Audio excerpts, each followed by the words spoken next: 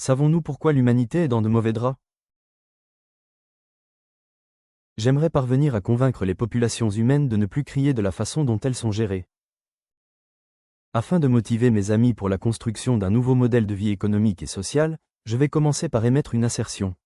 Et puis, je vais présenter ce que je trouve d'important dans cette assertion. Après quoi, vous direz ce que vous en pensez.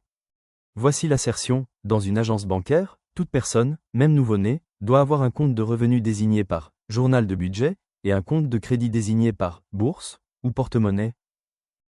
Toute agence bancaire doit avoir un compte dans une intendance de la banque centrale officielle. Tout compte de revenus sert de caisse des recettes, et tout compte de crédit sert à faire des dépenses.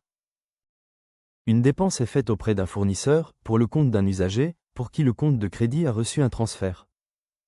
Un transfert est fait depuis la caisse des recettes d'un responsable de l'usager appelé client. Voici la 9e importance de l'assertion. Elle s'intitule « Les produits marchands comme une création de la vie humaine ». Les produits marchands doivent leur existence à la vie des personnes. Car c'est la vie qui génère les besoins et les désirs qui sont satisfaits par ces produits. La vie désigne une activité qui pousse les personnes à avoir des besoins et à les satisfaire. C'est la vie qui crée une demande pour les services et les produits. Les services qui ont de la valeur pour les personnes impliquent l'existence d'un processeur et d'un utilisateur. Ou un processeur désigne un fournisseur de services, et un utilisateur désigne un consommateur de services. Pour que le consommateur de services et le fournisseur de services puissent survivre, il faut un client qui sacrifie ses moyens auprès du fournisseur de services pour assurer la subsistance du consommateur de services. Ce faisant, le client assure également la subsistance du fournisseur de services. Le client justifie son sacrifice par la foi.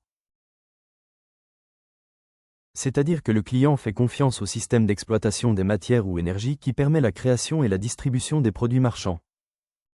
Les arguments de ce raisonnement sont les suivants. La vie est la source des besoins et des désirs qui sont satisfaits par les produits marchands. Les services qui ont de la valeur pour les personnes impliquent l'existence d'un processeur et d'un utilisateur. Le client joue un rôle essentiel dans la survie du consommateur de services et du fournisseur de services. La confiance dans le système d'exploitation des matières ou énergies est nécessaire pour justifier le sacrifice du client. Ce raisonnement met en avant le rôle de la vie dans la création des besoins et des désirs qui sont satisfaits par les produits marchands. Ce raisonnement souligne également l'importance du client dans la survie du consommateur de services et du fournisseur de services. Et montre comment la confiance dans le système d'exploitation des matières ou énergies est nécessaire pour justifier le sacrifice du client. La 10e importance à la partie 10 de la construction d'un modèle de vie économique et sociale.